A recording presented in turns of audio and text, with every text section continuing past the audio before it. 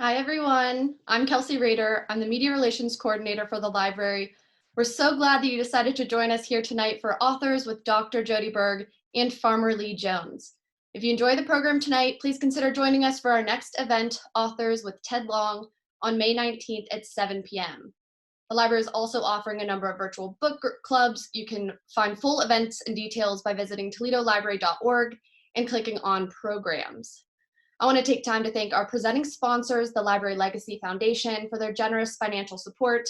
We are also incredibly grateful for the presenting media sponsors, The Blade and Buckeye Broadband, our supporting sponsor, Bureau Group, and our community sponsor, the Friends of the Library. This program is being recorded tonight and will be uploaded to the library YouTube channel. Staff will be monitoring our Facebook Live and the Zoom chat function, so be sure to send in any questions throughout the presentation. I am pleased to introduce our moderator for the evening, the Executive Director of the Toledo-Lucas County Public Library, Jason Kuchma. Welcome, Jason. Hi, Kelsey. How are you doing tonight? Good, thank you. And I also want to introduce a very special guest moderator for tonight's event. Ishan Kare is a high school senior at Ottawa Hills High School. He was just named a semifinalist for the Toledo Area Jefferson Awards. He is the founder of plantpoweredyouth.org, which provides science-based nutrition resources to visitors from 80+ countries. He also initiated the Healthful Nutrition Club in school, which has educated thousands of people on the local community on good health. This fall, Ishan will be continuing his education at Stanford University. Congratulations, that's awesome, good for you. Please join me in welcoming Ishan to the event. Thank you for having me today. We're happy you're here. And now a little more about our featured authors for the evening. Farmer Lee Jones is a farmer at the Chef's Garden in Ohio, the farm their family has owned for decades. They are committed to reviving heirloom vegetables and discovering exciting new varieties, all while telling their stories and farming sustainably so their vegetables are dense with flavor and nutrition. Whether he's roaming the farm or at a black tie event, Jones is always seen in his iconic outfit. You'll see it tonight, a white shirt, denim overalls, and a red bow tie. And Dr. Jody Berg is a fourth-generation president and CEO of Vitamix. She joined the organization in 1997 with the director to lead its overseas expansion. At the time, the company had a presence in a few countries, and under her leadership, Vitamix products are now available in more than 130 countries around the world.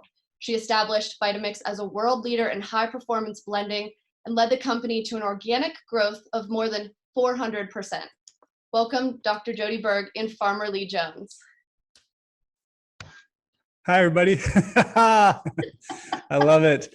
Dr. Berg, that was fantastic. I was wondering why you were hoping that we would introduce him first. That was perfect.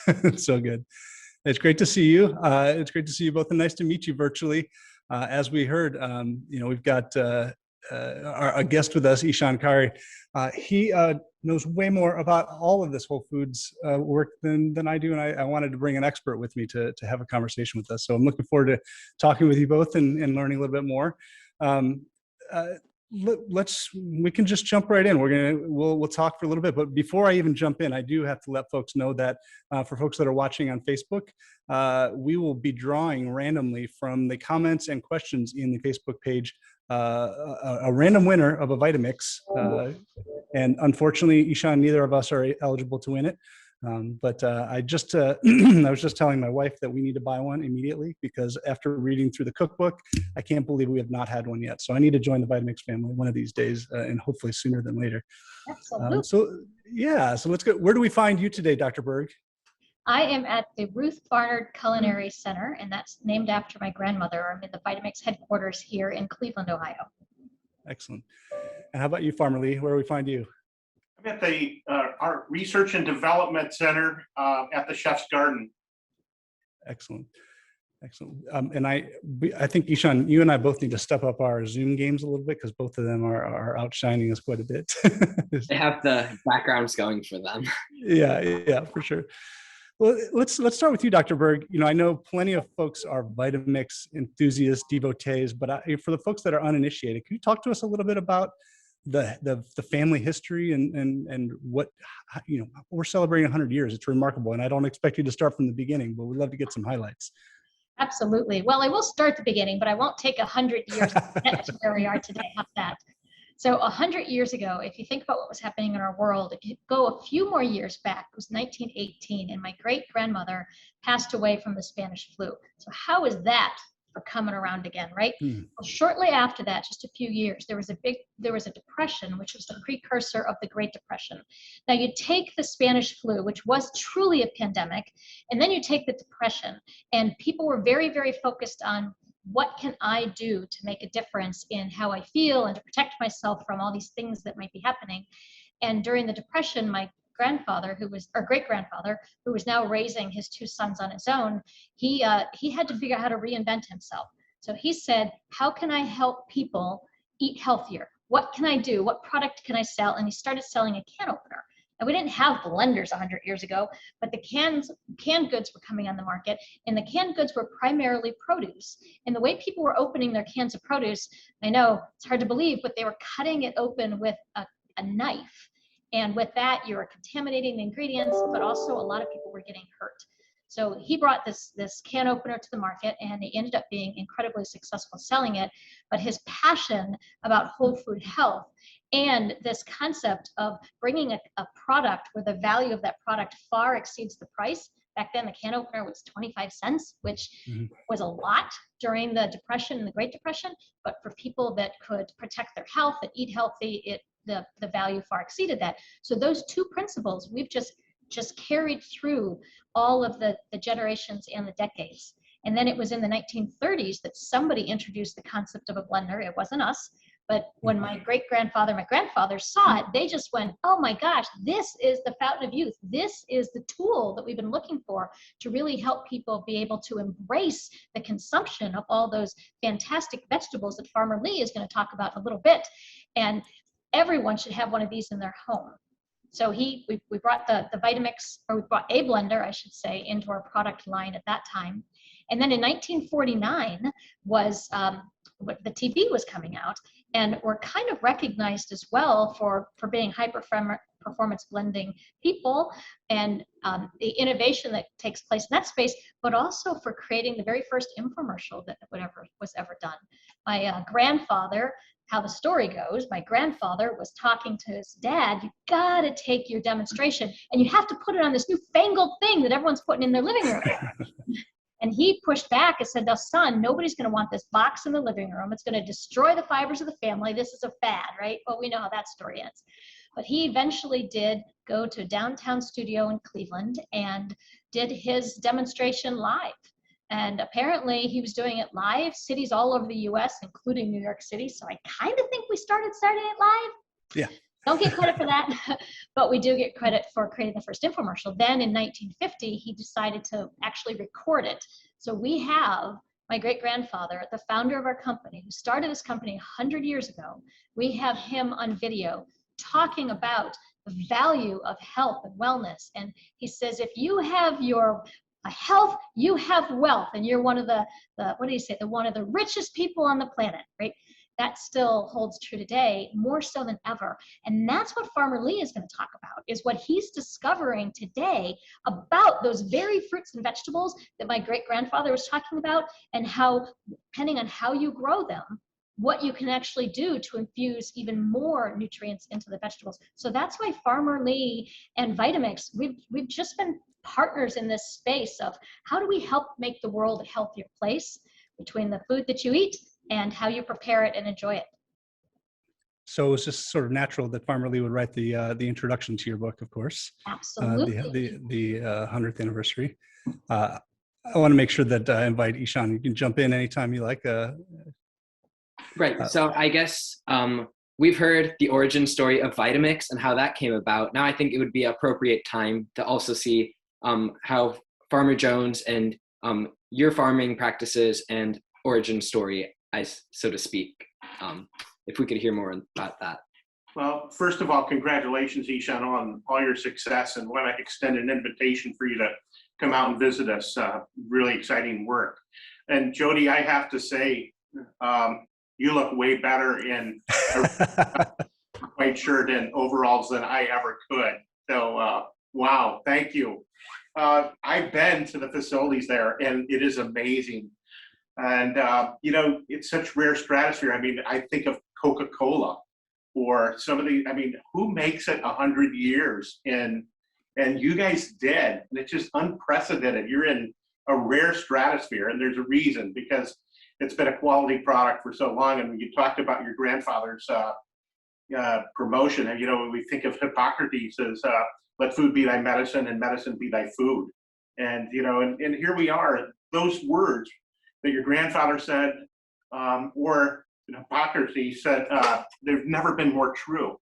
And our farm is located 2.9 miles inland from Lake Erie, and it's on some of the richest sandy loam in the world. And, you talk about 49 and the television coming into play. And of course, there was another thing that came into play, and it really happened after World War II, that we became two-income households. After World War II, when the women, and it was gender specific at that time, were tasked with going and making army tanks and machine guns and helping do whatever we could to win the war. But after that, it became a two-income household. And of course, we allow the convenience factor to start and swing the pendulum away from the quality and integrity of food. And, the frozen TV dinner soon followed after the TV. And we thought it was so cool to sit in front of a television and eat frozen Salisbury steak and instant mashed potatoes and peas and carrots. And it took us a long ways away. And I think that it's so important with Vitamix and with what we're doing that we really try and focus back on the quality and the integrity of the product and being able to get the most nutrient out of it. I would challenge the listeners to Google what has happened with the nutritional levels in vegetables from 1930 to 1980. I'll give you a little hint. They've gone down by over 50%. From 1980 to today, they've continued to go down at an increasing rate. It's alarming. I would also challenge you to consider the fact that we have had a 3,000% increase in kidney, liver, heart, cancer disease, attention deficit disorder, autism, and childhood obesity. So you've got the nutritional levels in the United States going like this, and you've got the occurrences in these diseases. There is no coincidence to that. There's a direct correlation with the way that we're farming. We abandoned that. We lost our family farm in the early 80s. We started over. We've been working directly with chefs for the last 40 years, but at the beginning of COVID, we pivoted to a nationwide home delivery where we could get our products to individuals that really wanted something healthy. For 40 years, chefs said, I want the best flavor. That was most important. Flavor was second most important. Flavor was third most important. We had a suspicion that as a byproduct of working to build flavor naturally without chemical and synthetic input, that we were bringing the nutritional levels along. We're actually sitting in the research building where we have 3 scientists on staff, where we're really going back and studying the balance in the soil, testing the soil. Everything starts with the soil. We have a saying on the farm: healthy soil, healthy vegetables, healthy people, healthy environment. And that's really the core of what we're trying to do, and to make that available to folks. And, the Vitamix company and the Chef's Garden product really go together like a sock and a shoe, because we strengthen each other, because you can get more nutrient out of that product.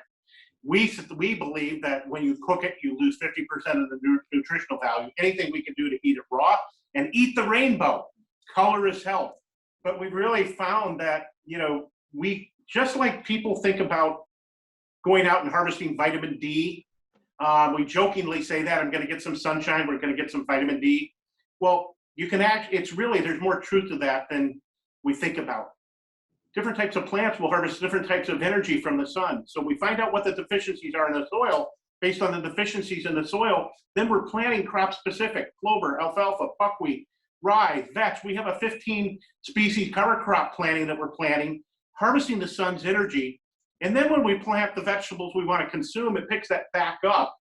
And it also feeds the biology, but it picks it back up. We're seeing results as high as 300 to 500% above the USDA average. As we move towards plant-based, plant-forward future, it's inevitable that we look at the integrity of what we're growing and what we're consuming. So I'm excited to be here with you guys, and I hope I haven't gone long to get things started. What caused that decrease in the nutrients? Is it factory farming, that sort of lack of sort of care and attention that you bring to that work? Well, I mean, first of all, I want to say I am not throwing other farms under. No, yeah. Farms are doing an amazing job within the model that exists, and that is to keep the cost as low as possible and to produce as many tons per acre as possible. And they do it very efficiently. In fact, as it relates to the income in the United States, farmers produce food cheaper than any other country in the world. We produce cheap food, and we do it very, very efficiently. And that's what we were tasked with. It's one of the few items that we were able to compete in a global marketplace on was agricultural commodity product. Unfortunately, you know, the way that you're farming, you're always pulling the inputs out. You're not putting anything back in. You're propping that up with synthetic and chemical inputs. Genetic modification comes into play. And why? Because chemical companies recognize they can help the farmers by lowering the costs. So you genetically modify the seed so that when you plant it, you can spray it. You fill up everything that's alive other than the genetically modified seed. You reduce the cost because you have less trips over it. It's about efficiency, and the focus was about efficiency in tons per acre rather than the integrity of the product. What we're doing is abandoning those principles that we've used for the last 50 or 60 years that have gotten us in trouble. And going back, we have a saying that the only thing we're trying to do is get as good as the farmers were 100 years ago. And if you think about that, it was pre-chemical, pre-synthetic fertilizer, and the nutrient levels were higher. So obviously we're trying to go back, use those principles, but as well try and take advantage of technology that our grandparents didn't have. And it's really kind of a merging of two worlds. And you both of you predate the sort of cultural obsession with Whole Foods and the Whole Foods movement. I mean, Dr. Berg, could you talk a little bit about how you've seen that? You and the family have seen that change over time, and what people's relationship with the fads versus the sort of long sustaining commitment to that whole food. So if you take the same timeline that Farmer Lee is talking about in the 1930s, when the nutrient value of food started to drop, it was also the time where we were saying, let's processed food. It's faster, it's cheaper, it's more convenient. And we were, there was a time 20 years ago when I remember talking to just a young child, and they were given an orange and they tasted the orange. And they said, oh my gosh, this tastes just like a Fruit Loop. Like, how upside down is that? Right? So when people are just really thinking that all the nutrients were being put in their food for them. And what is so amazing today is when all of this research that's coming out, and people like the research that Farmer Lee and his team is doing, but also the doctors that are doing research on the value of food and what it does for our bodies. Our awareness now that you can't take pieces and parts out of the whole food and think that you're going to have the full nutrient value of what's in that food.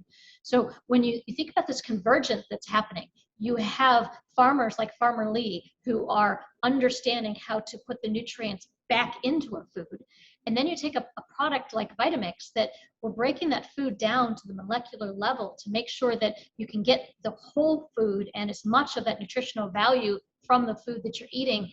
And that combination, we have this combined goal, if you will, if we can just change the health of our world for generations to come. Right? There's actually research out there right now that indicates the food that you eat pre-conception will not just have an impact on your offspring and your children, which is very, very logical, but it will actually have an impact on the health of your grandchildren. So the choices that we're making, we're now recognizing are not just one generation down, they're impacting generations to come. So when you think about all of this increase in the diseases that Farmer Lee was talking about earlier, that's not just from choices that we're making or from choices that our parents made.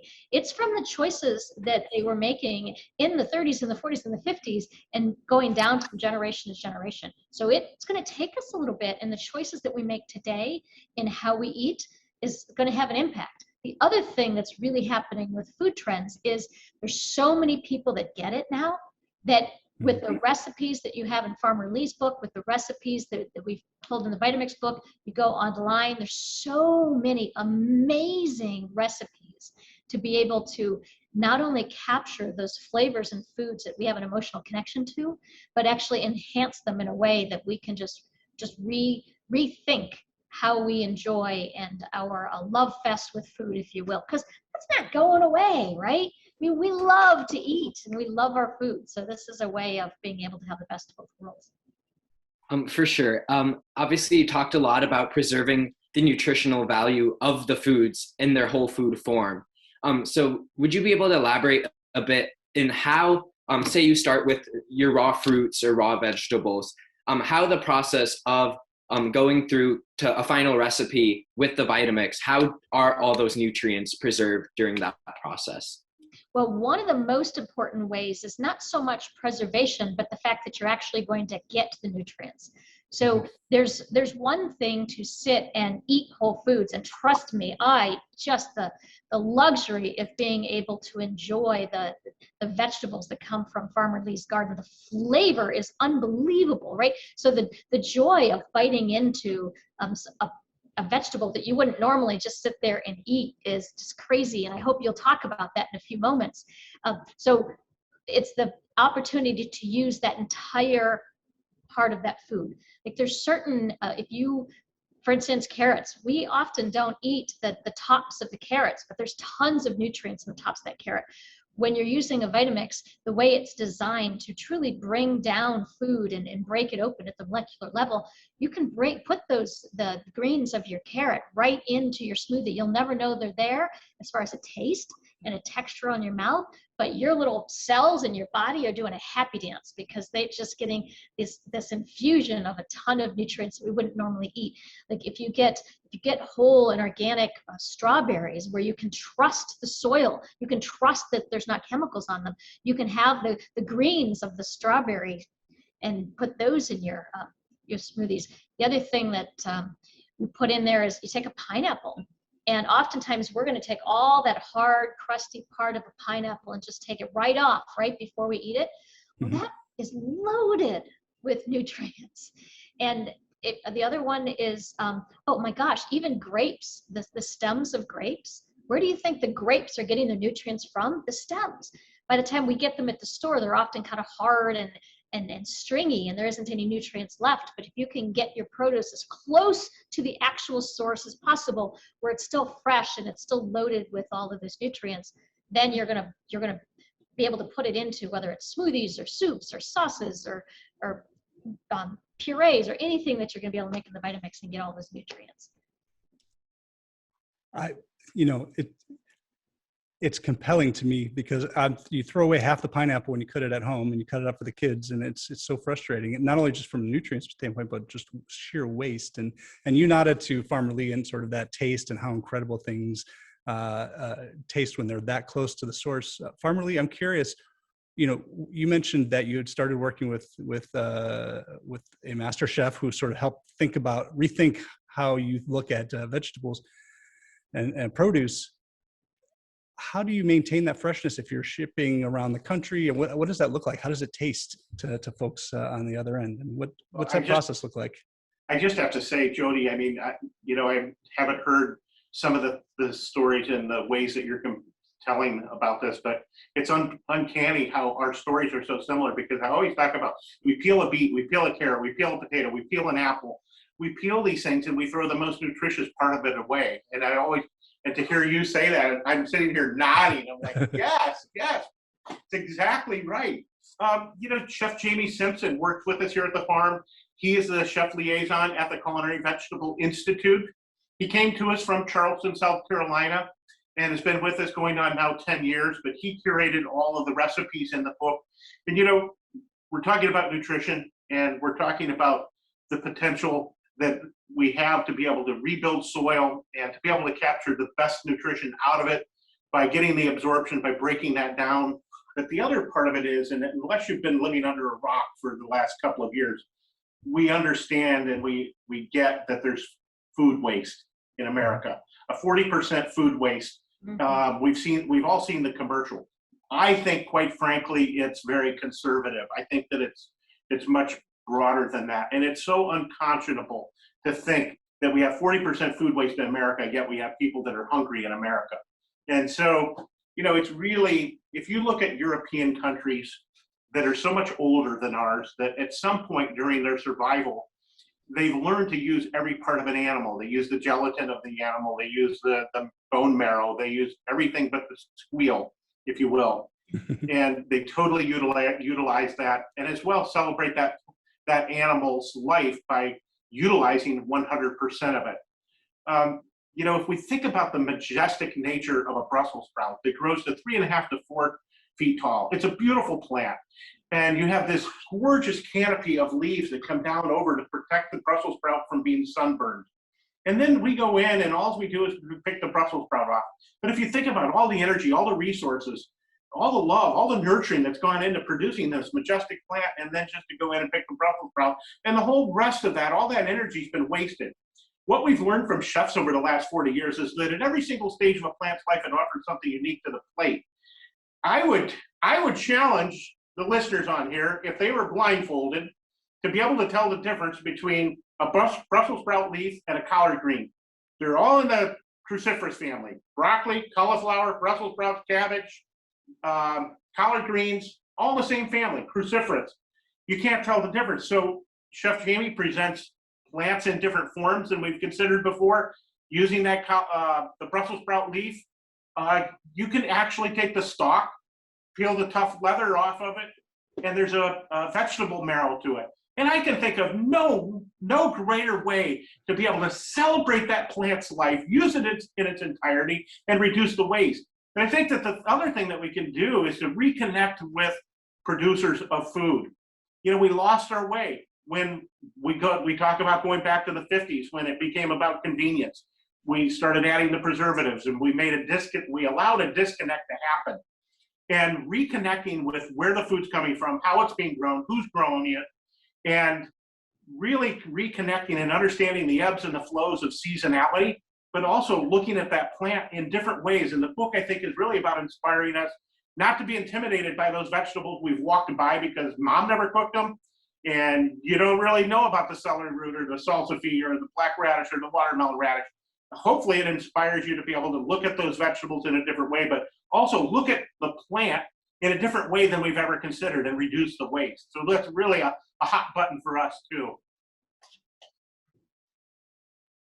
You mentioned so many interesting facts about these vegetables. I mean, I had no idea that a Brussels sprout, all these different parts of the Brussels sprout, from the leaves to the stalk itself, could be used. And so you also mentioned your book, which seems to be kind of like a, so to speak, an encyclopedia for these different vegetables. So how exactly did you go about accumulating all this information in one spot? I mean, obviously you went on and on about a Brussels sprout. There's hundreds of these vegetables that there's so much information about. What was the process like collecting all this in one place? Well, I'm kind of like Jody with Vitamixes. If you want to talk about vegetables, I can go on and on about them because we really get jazzed about talking veggies. I mean, the way that we put that book together was really kind of like a walk through the garden on any given day. Mother Nature provides us such a beautiful rhythm to the seasonality. And I think that, you know, it's asparagus season and we're harvesting asparagus right now. And when it's in season, I think that we should eat it 3 times a day. Because we can have it available 12 months a year, I don't know. I'm not so sure about that. My thought is when it's in season, eat it 3 times a day and then lust for it for 8 more months. And then just follow the rhythm of what Mother Nature gives us. And it's just such a beautiful way to be able to eat. But it was also a really cool way for us to put the book together. So we allowed Mother Nature to sort of dictate what recipes we did next. And we actually worked through about 3 seasons to be able to put this together. It's not a 2.5 or 3 year project. Like Jody's book, hers is over 100 years old. Ours is 40 years of trials and tribulations and our mistakes, and hopefully a few successes along the way. And we thought that whether you're a gardener, whether you're a home cook, whether you're a chef, that there's something in there to inspire you. Look, we are moving, we're racing. It's inevitable that we move towards a plant-based, plant-forward future for society, for sustainability, for the environment. It's happening and it's real and it has to happen. But we can't make the assumption that we can continue to grow vegetables in the model that exists today to produce high tons per acre and keep the cost as low as possible and expect to get the results that we need. And so it's really important that we consider the plant, the nutrient value, and hopefully this book will inspire people to play with vegetables and be inspired to use them in different ways than they've ever considered before. And to not be afraid of them, right? I mean, you build that familiarity through learning. Yeah, exactly. I'm going to take advantage of the fact that I have 3 individuals here who are knowledgeable evangelists for this plant-based diet. And clearly both of the books, the Vitamix cookbook and the Chef's Garden, are great ways to get people to start seeing food differently. Where do you see promise right now for us to shift people's perspectives on how they look at food and think about it? Where are you looking for inspiration? Where do you see that happening? And, you know, Ishan, you could talk about yourself too, but I'm looking to where do we see that, where do we see some of those models out there of really changing people's hearts and minds? We'll throw it to Farmer Lee first. Well, I mean, the biggest news in our world of culinary was yesterday with 11 Madison Park, the #1 restaurant in the world in New York City, has just announced that they're going to go to a plant-based, plant-forward future. Wow, what a statement. It's the future, and they're right there in this middle of it. And that's so exciting for us. But I mean, this thing is coming like a tidal wave. Plant Strong, Rip Esselton and Dr. Esselton from the Cleveland Clinic have done some amazing work. There's a lot of good research going on. There's a lot of companies.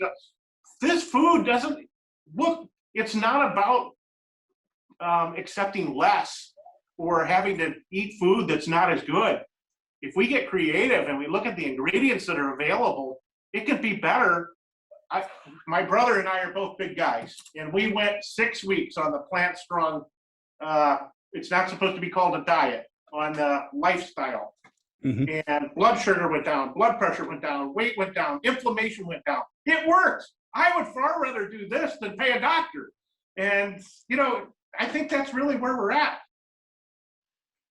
What about you, Dr. Berg? Where are you seeing inspiration right now and changing people's minds?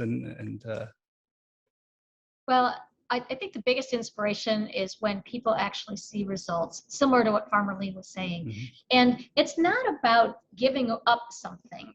It's about put more of this nutritional food in your body and move up. We call it Vitamix. We talk about moving up the health continuum. Start wherever you're at and just add something more nutritious. One of the easiest things we found to add nutrition is to start with something, most of you have probably heard about it now, green smoothie, right? A green smoothie is a smoothie that you've got those delicious, yummy greens in it. And one of the things that was so interesting is we have back in our history an ad where my great-grandfather was talking about a green elixir is what he called it, right? But it was basically a green smoothie. It's just saying put those nutrients in a drink that you're already having. And what's fascinating is we put fruit on our spinach salad or our green salad. And one of the reasons that we do that is because the fruit will bring out the sweetness in the greens and it counterbalances any bitterness. Well, if you take those same greens and you put them in a smoothie with your fruit in the morning, you're not tasting any of the bitterness of the greens. They're literally adding sweetness to your drink. And the only people that usually don't make faces are the little kids. So when I was at a demonstration one time and we were handing out samples of this green smoothie and this mom was saying, "Oh, that's wonderful, but my kid will never drink that." And her son was drinking out of a sippy cup. So I said, "Well, do you mind if I give it a try?" He's 2 years old. So we emptied the sippy cup from whatever juice she had in there. We put in the green smoothie. This little kid is sucking the green smoothie down. The mom, who has the kid on her hip, takes the smoothie cup or the sippy cup away from her child. And she's holding it over here saying, "I can't believe that he's drinking this green stuff." And this kid's going, "But Mom," was reaching out to give me back my sippy cup. He hadn't learned he wasn't supposed to like greens. Give him a little bit longer and his mom would have taught him that, right? So right. One of the biggest changes is the more that we are opening up to the possibility that things can taste absolutely spectacular and wonderful and can be simple to prepare. And they don't all, and we don't have to get rid of everything we're eating now and we're enjoying, but we can introduce these other things. We will change the way our body thinks about food. and you will literally get cravings for your green smoothies in the morning. It truly is a phenomenon. I love it. I love the idea that sentiment of starting somewhere, right? Instead of, because so many of us, we read these fad diets and think you're supposed to abandon your entire lifestyle and start something new tomorrow. And that's just so impractical. It's not sustainable. And Ishan, aside from Dr. Berg and Farmerly, where are you seeing inspiration in the world for people changing their lifestyles? Right. So one of the many things I've seen over the past few years is people, obviously, like Farmerly said, the health benefits are there. It's clear. People are seeing results, lower blood pressure, better cholesterol levels, etc. That's clear. But a lot of people initially faltered.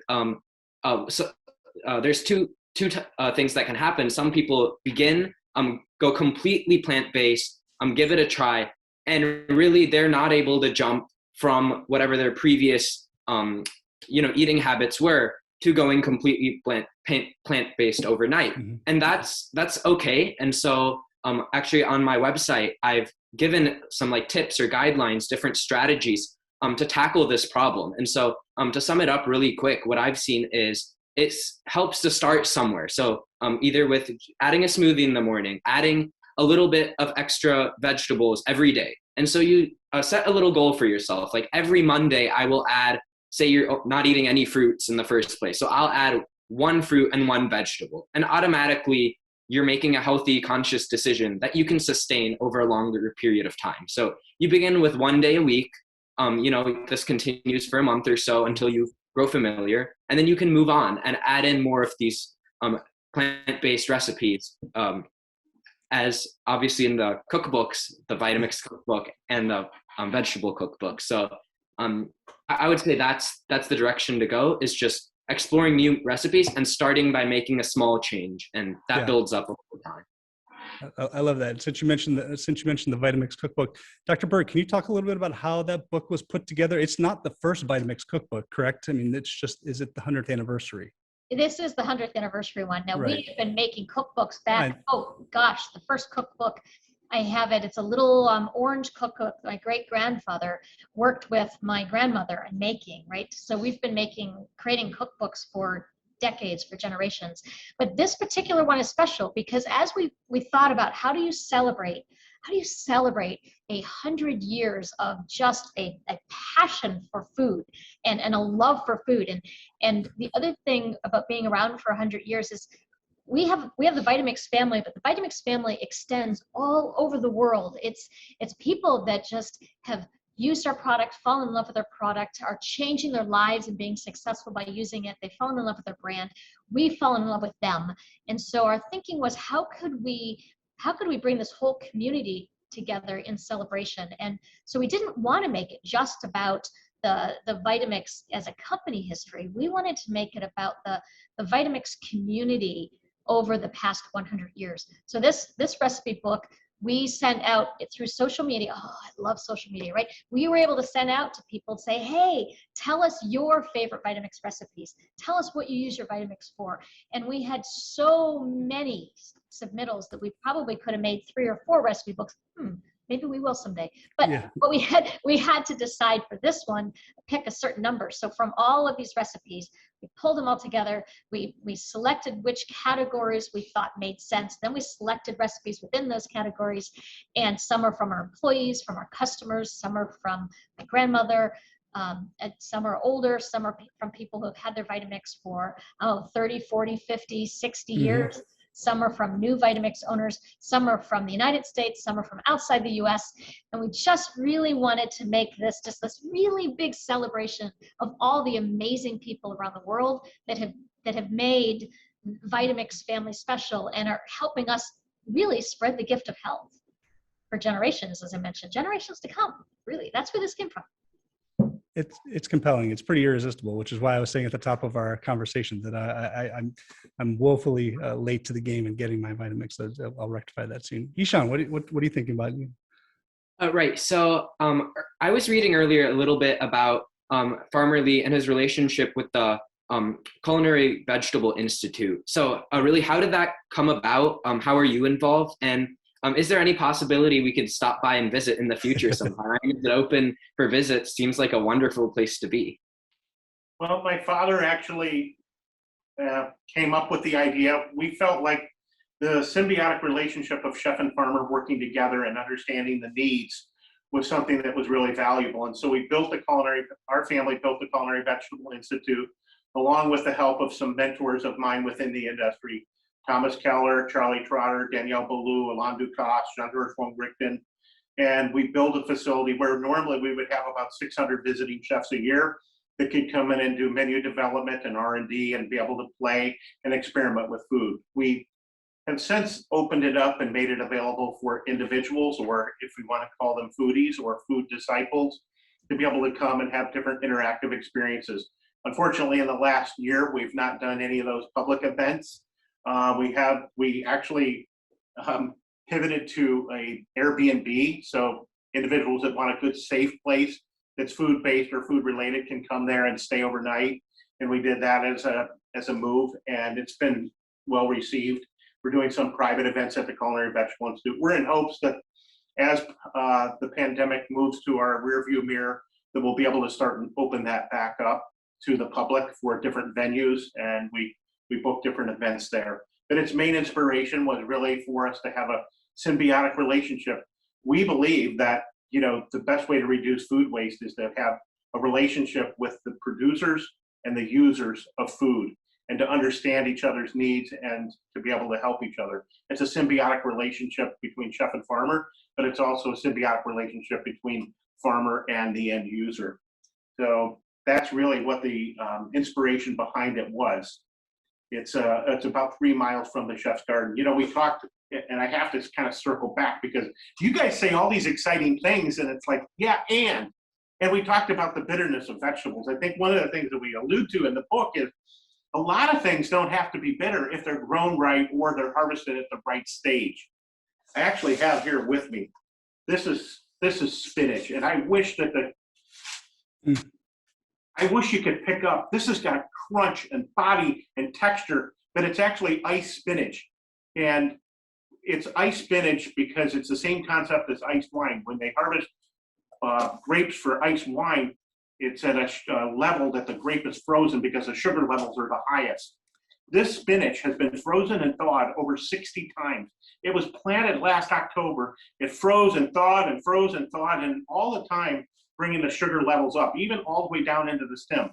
I'm sure Jody has done work with something way more advanced than a refractometer, but any of the listeners can buy for like 50 or 60 bucks, a cheap one to at least engage and start. But a refractometer or refractometer, it looks like a little telescope. You can take anything that you're considering eating, emulsify some of the juice into liquid, you put it on, you measure the amount of light density through it, and it measures bricks, and it will tell you the natural sugar levels.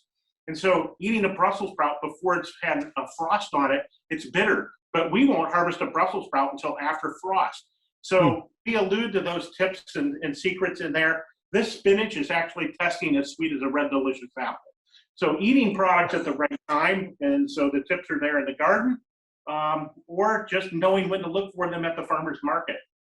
Really helpful. Farmers market season's right around the corner. Well, year round for some of us, but yes, I'm looking forward to that. Since you mentioned the pandemic, I was curious if you could both speak to, how do you think the pandemic has really changed people's relationship to food? What are you seeing? Dr. Berg, if you want to start. Yeah, thank you. It really is bringing us back to thinking about how our bodies work as a whole system, right? And recognizing that that we can't fight off everything without protecting our bodies and preparing us to do that. So our immune system, that's our way of fighting things off. And if we're not taking care of our immune system or feeding our immune system, giving it what it needs, then we're not in a position to be as strong in fighting things off that come our way. So I'm not a medical doctor, right? So when I speak to this, I really refer to the people that are way smarter than I am in this space.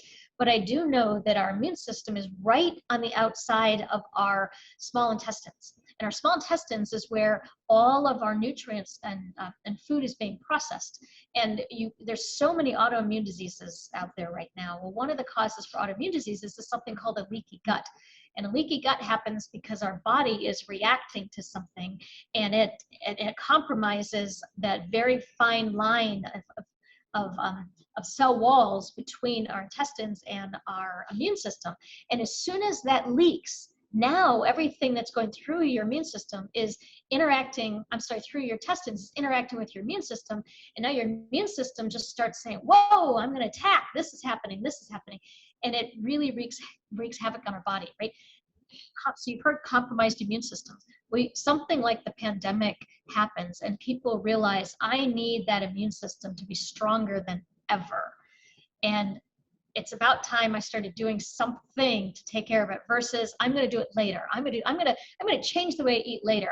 It's too big. It's too overwhelming, as we were talking about earlier. So maybe I don't want to do it. One of the things that changed is people say, you know what, I got to start somewhere and I should start now. And even if it is with that one piece of fruit or that one vegetable a week, and you start to build yourself up, people are really beginning to recognize that they need to make the change now. This was bigger than we thought. A lot of people thought I could just overcome this, and it's not as easy as that. True. Well, before I ask Farmer Lee the same thing, I do want to remind our viewers that if we will be choosing from the comments and questions on Facebook a lucky winner of a Vitamix. So please put your questions in there. We'll be answering some of those questions shortly. Farmer Lee, what do you think? What's your perspective on how people's relationship to food has changed or hasn't changed or evolved during this pandemic?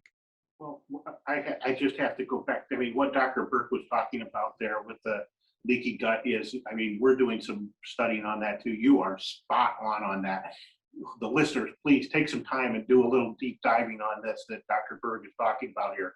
You're spot on. I'm so excited. I guess, look, this pandemic has been devastating for all of us. We've all lost loved ones. We have friends. It's been tragic, but we have to kind of look for the silver linings in this. I like to believe that families were able to sit down and eat meals together more, and they cooked at home more. They used their Vitamixes more, and they were consuming more vegetables, more farm markets than in the history of the United States. More vegetable seeds were purchased last year. More gardens were planted last year. Kids emulate parents, and parents were planting gardens last year. And guess what? The kids wanted to help. I like to believe that we have started a whole new generation of gardeners out there. And how exciting is that for us and for Jodi and for the rest of the world as we move towards plant-based, plant-forward? I have to say, Western culture is always putting a Band-Aid on things. We get a sore throat, a strep throat, or something else, and the doctor's giving us amoxicillin, a penicillin, a viacillin. It's something that's always treating the symptom. The Eastern culture is get the body in balance and defend against that disease in the first place. One, if you have nutritious vegetables and you're consuming those, and if you can break them down so you get the proper absorption, everything ties together and we can defend against those diseases. And I think that's really what Jodi was alluding to earlier when she was talking about it. The best way to fight off a disease is to go on the offense and to have a healthy body. Healthy soil, healthy vegetables, healthy people, healthy environment. And that's really what it boils down to. I love it. Wow, so heartwarming to hear how families especially are coming together during this pandemic, which we've all probably experienced firsthand. That actually kind of segues right into my next question, which was going to be, in both of your respective endeavors, this seems to be a family-oriented thing with both the Vitamix and the farming. So what advice would you give, those in your family, the next generations and the next generations in general about, obviously both your companies, but how we should approach food in the future? My generation, even those that are yet to come ahead. Actually, your generation is the generation that's really driving a lot of this change. I think that I've got two daughters, and they're 19 and 21. They're also in this same generation where, at first, now they're I call them the Zen Gen, but it's really Generation Z, and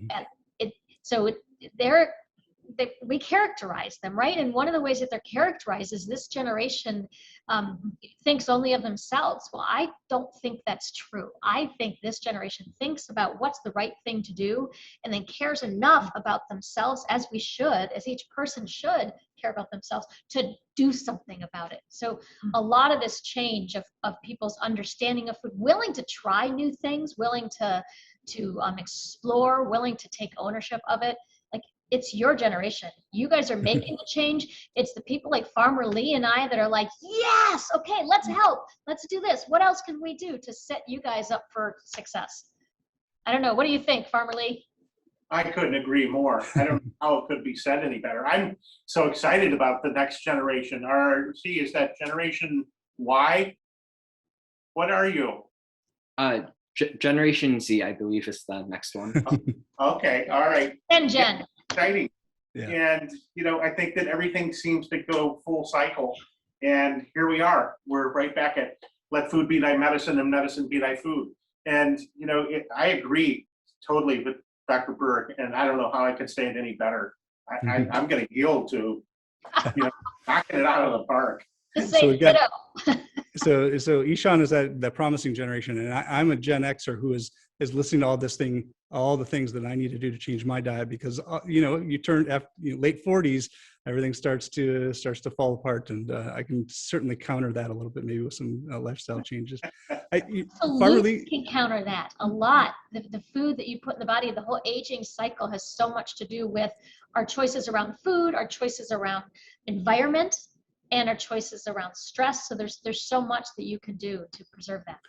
What I love about that too is I also have 7-year-old twins who are much like many kids that age, love nothing but pasta and chicken nuggets, but when we give them smoothies, they just go nuts. And so that's another reason why we need to get a Vitamix in the house. But I wanted to ask you both if you could speak to how your books walk folks through the sort of storage preparation, just sort of keeping that food in your house. I mean, it does require some logistical changes. Dr. Berg, how do you set people up for success with that in the cookbook?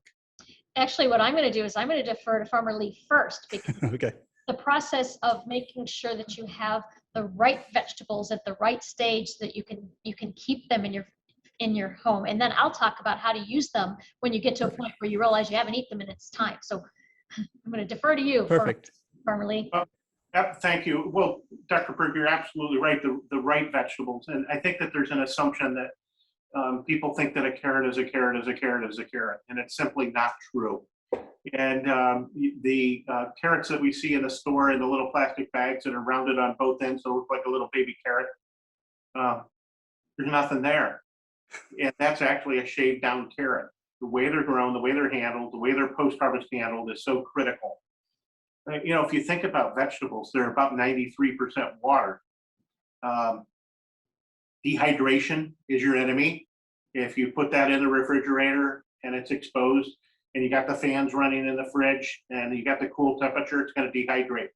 But also condensation and putting it in a plastic bag and letting the water build up is also not good either. It's a fine line. I mean, we know that the root crops like the potatoes and the carrots and the beets do better in a cool, dry temperature. We like to leave the soil on them as they come out of the ground and don't wash them until we're ready to use them. And then we do get ready to use them, we leave the skin on in many cases, and particularly if we're going to put them in the Vitamix. But keeping them cool, keeping them dry. But again, like with the spinach or the lettuces, I would have them in a Luxen, which is like a term for a plastic container. But you want them, and I wouldn't put the lid completely on. You want them to be able to breathe. You want to be able to hold the moisture in, but you don't want the moisture to consolidate. It's just kind of I think you can play with that and get a feel for it. But I think that it's about humidity, and it's about temperature and the moisture levels and finding that sweet spot. So once you get them into your home, our secret is eat them. Yeah. Use them, right? So we don't have in this particular recipe book, because there isn't a real recipe that goes with it, but I make something called my must-go smoothies or my must-go soup. And my must-go smoothie and must-go soup is everything in my house that must go goes into my smoothie or goes into my soup. And there's just some certain guidelines to make sure that what you're putting in, you're going to get something that you love as far as a flavor when it comes back out again. And if you like things sweeter, then you're going to use more sweet, you're going to use more of the fruits. And but use them at as much as you can at their peak. But even if a vegetable or a fruit is in your home and it's not something that you might want to set out for somebody to eat, it doesn't mean that it's beyond the point of being loaded with nutrients still. And that's when you put it in your smoothie, and that's when you put it in your sauces, or make a sauce and put it on your chicken if you still choose to have meat, or put it on your tofu, or put it on your mushroom, like whatever. Make your meal that you're having enhanced by those must-go fruits and vegetables in your kitchen. Perfect. We actually have a question from one of the viewers. Joan Funk wants to know, can vegetable, and this is obviously for Farmer Jones, can vegetable boxes be purchased at the Culinary Institute, or is there any way for some of our viewers to get some of these nutrition-packed vegetables? Well, when the COVID hit, we immediately launched a nationwide home delivery to be able to help get nutritious, healthy vegetables to homes. FarmerJonesFarm.com. And you can go on, and Chef Jamie Simpson has curated different boxes with different themes. And there's a best of season. There's actually a Mother's Day featured box. We made a lot of lemonade last year, as I like to say, because there were items that we were normally selling to chefs that didn't move. And so if the listeners know about deadheading, you take and harvest like a rose off so that the rose that's reached its peak, and if you don't pick those off, then the new ones won't come. So edible flowers is a big item for us. And we were having to pick them off, and we were just throwing them on the ground because we weren't able to ship them to restaurants. And Jamie comes in and he's like, no, what are you doing? And so we've made the most amazing teas that are available online. And we made marmalades from beets and carrots and peppers. And so we had lots of lemons last year. We made lots of lemonade. But to answer the question, absolutely. We wanted this product to be available. We ship it across the country. You know what was amazing was through this pandemic, people that didn't even get a box for themselves, but they knew that somebody might need one. There were times where people were going on and buying 10 boxes and shipping them to somebody that they thought were in need. Or if they wanted to send one to Aunt Matilda in Colorado as a gift, they would do it. And so it's really it's wonderful to think that you can send something that says, I care about your health and your wellness and your well-being, and sending a box of veggies. Now, the perfect gift is to send a Vitamix and a box of vegetables. Of course. So we got to work on that. It's a combo pack, right? Yeah. That's right. I would like to ask you both. You both are icons in this space, I think. And there's not one person that I talked to that I told them that I was going to talk to you that did not know who you were already, and were very excited, and you certainly have those devotees. You're also from Ohio, and you stayed in Ohio. What is the magic of Ohio, and why do you still, I mean, certainly you both have reached acclaim, and at this day and age, we could be anywhere. Why is Ohio the draw still? Dr. Berg. Well, for us, my grandfather and my great-grandfather decided to move their company to Ohio. They actually started the company in Illinois, excuse me, and they were traveling all over the United States at county fairs demonstrating, and they came to Cleveland for the Great Lakes Exposition in Northeast Ohio, and it was booming in 1936 and 1937. Like 900,000 residents were in greater Cleveland area. And they literally just fell in love with Northeast Ohio. They fell in love with the people. They said, we just need to move our company here. And they packed up and they came here. So my father grew up here. And then he decided he's going to pack up his bags and he's going away. Like nothing, doesn't want anything to do with his family business. And so I grew up in Pennsylvania, born in New York, the upstate New York, and then I grew up in Pennsylvania. But I came back first because of family. And then I got, after many decades on my own outside of the family business, I decided to come back to the family business. And when I fell absolutely in love with the employees, the customers, the whole big Vitamix universe, if you will, and I just can't imagine myself being anyplace else. But so Northeast Ohio for us and for me, it's incredible people. It's just the seasons. I mean, yes, you can complain about winter if you don't like snow in April, right? I mean, that could be a problem. But because we get the freeze and because we get the weather patterns that we have, nobody appreciates spring like people that live in the Midwest, especially the North Midwest, right? We, you know, it hits 50 degrees and we're out there in our shorts and our t-shirts and and you get to see your neighbors again. It's just like what Farmer Lee was talking about earlier about the seasons and what that does to the different foods that you should enjoy during that time. The seasons change how we interact with each other. And one of my absolute favorite times of the year is in spring when I walk out and talk to my neighbors. I mean, I maybe saw them a couple times over the winter, but we're rushing by and cold, and all of a sudden it's just such a welcoming, wonderful, almost it's a rebirth, if you will, every spring. And I don't know, even if I snowbird and decide to live part of my year someplace else, I'm still have a heart here in Northeast Ohio. I love that. What about you, Farmer Lee? What is so magical about Ohio? Jody, you're sounding more and more like a farmer. We, on the farm, we always say maybe next year, and we do feel like it's a rebirth every spring. For us, it's in the soil, baby. It's some of the rich sandy loam in the world. There were 330 vegetable growers that recognized this year. Were European settlers that came here. This was huge in grapes before Napa Valley. The microclimate that Lake Erie provides. Lake Erie is the shallowest of all the Great Lakes, and it's also the warmest of all the Great Lakes. The soil that we're sitting on right here is part of the old lake bottom about 11,000 years ago. It's some of the richest sandy loam in the world. We have a saying on the farm, growing vegetables slowly and gently and full accord with nature. Look, there's reasons where mass production comes from California, Arizona, Georgia, Florida, the Carolinas, because it's a lush environment, it's warm longer, it grows fast, it grows soft. I mean, if you were to look at that, we've had people that actually don't even recognize this as spinach because it's got so much body, so much texture, so much color, so much flavor, so much nutrition. The spinach that you're getting coming out of those lush areas, it's about the size of a spoon, and it's soft, and it'll wilt down, there's nothing in it.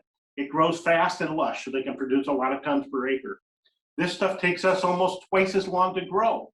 But we think that the cool environment, the cold temperatures, people say, oh, well, you're in Ohio, it must be just a real short window. We think that some of our very best stuff comes in the colder seasons, slowly and gently in full accord with nature. When it gets to get cold and then warm, then cold and warm, you get body and texture and flavor and color. I can't think of any place that we would rather be anywhere in the world than right here in Northern Ohio. And it's not just the vegetables. That's how we grow our people too.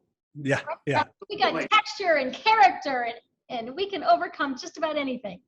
As an Ohio native who left and spent time in New York and came back here as well, I agree with you. It's the people as well as the food, and you two are a perfect testament to that as well. And that's why when Ishan goes to Stanford, I hope that he brings his talents back to Ohio at some point.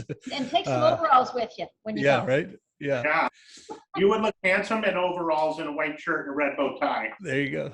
I'll have to give it a try. Take that. It has been an absolute joy talking with the two of you, Dr. Berg and Farmer Lee, and I stay here with us. We'll say goodbye off the air, but I wanted to thank everybody for tuning in tonight, and thanks to Ishan Kare for joining me. Congratulations again on your nomination for the Jefferson Award. And if you want to find out more, obviously you can pick up the books at the library or at your local independent bookseller, or at Vitamix.com or at FarmerJonesFarm.com. I got that right, Farmer Jones.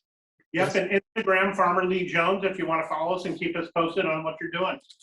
Perfect. And congratulations to Tiana May, who is one of our viewers tonight, who will win her own Vitamix. We'll get in touch with you on how to get that to you. So congratulations. Look forward to seeing what you do with that. And thank you all again. Thanks for joining us. Thank you. And we'll have a good evening and find out more about authors events at ToledoLibrary.org. Thanks, everybody. Thank you.